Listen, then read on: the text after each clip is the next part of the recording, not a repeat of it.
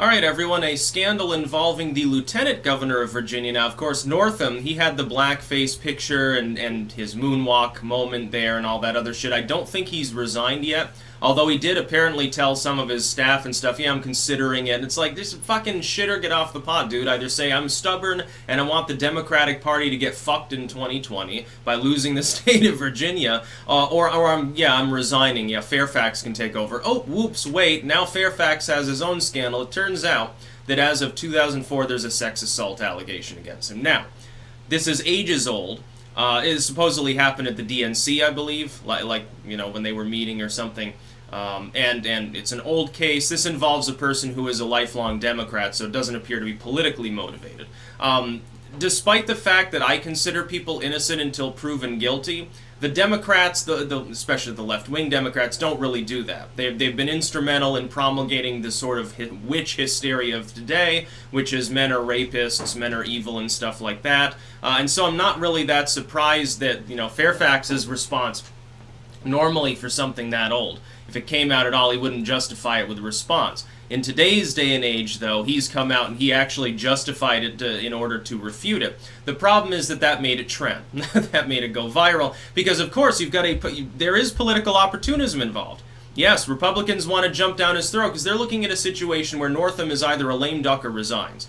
So that's step one. If Fairfax ascends to that position, embroiled by scandal, that could become a problem for him. And then the Republicans potentially say, look, you know, we've got to hold a special election or something here. And then they blow the Democrats out. They take the gubernatorial seat there. Regardless, though, if this gains any traction along with Northam, it just makes the whole Democratic Party of Virginia look nuts. And I mean, who's going to defend him? Like, even with Al Franken. And Al Franken definitely a more important political player than the lieutenant governor of Virginia. You'll remember in that case, basically, most of the Democrats are like, well, you know, apologize, and then more allegations came out, and he ends up resigning. They wanted to get him to resign. The last few people that had circled the wagons sort of jumped off board. They became uncomfortable with the situation. One thing that people on the right have become better at doing is throwing the same strategy of the left back in its face. Now, insofar as this is people that are like, they have political power, they get taxpayer funded or whatever, a judge or a politician, I support that fully.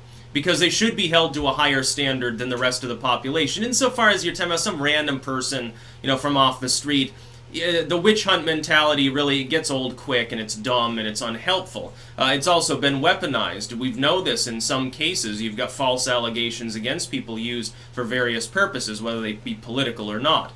In the case of a lieutenant governor, though, I would think that the time to address this was back in 2004. Apparently the allegation never gained any real traction. I mean, you know, I'm not going to throw him in prison based on what one person says happened behind closed doors, I suppose.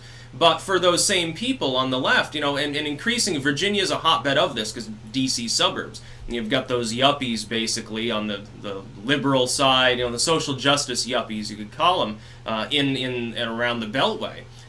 What you've got is a situation there where a large proportion of all those younger voters are virulently far left. These are the classic social justice warrior types. Are they going to give Fairfax a pass? What I have seen is them saying, well, you know, whether it's true or not, you know, if we lose the governorship with Northam, then we lose Fairfax, like the Republicans take over. We can't let that happen. And it's sort of a little bit like what they said about Northam at first before he kept changing his story in a stupid way.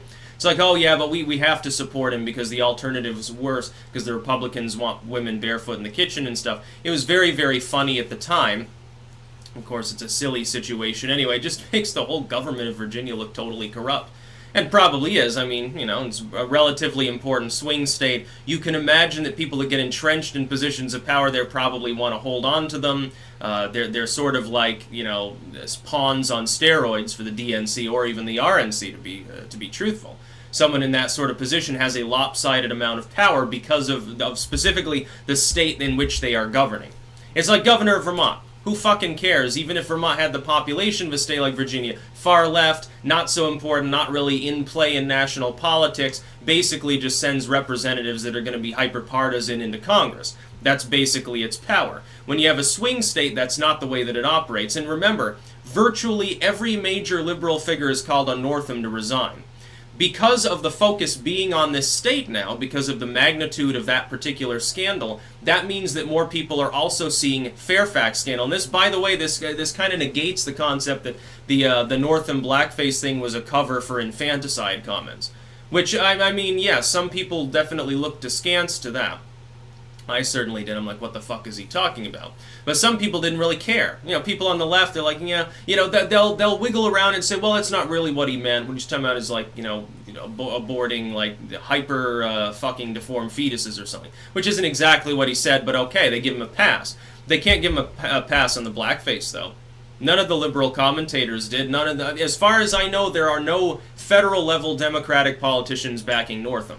It'll be interesting to see over the next few days if people are talking about Fairfax, especially if additional allegations come out, which always tends to happen in these cases because you get a mini moral panic. You have some people that are opportunistic. Will it sink his ship?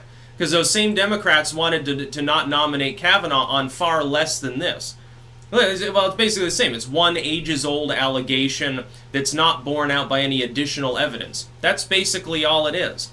You know, are other people going to come out and try to make a quick buck with some celebrity lawyer saying, oh yeah, I banged Fairfax once, here's how his manhood looks. You know, Stormy did that with Trump. It'd be very, very funny indeed.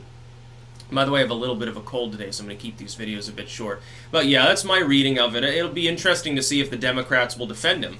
I mean, they invent the Metoo movement, and then they wonder why, you know, they're the ones that are getting fucked. That's about all. Peace out.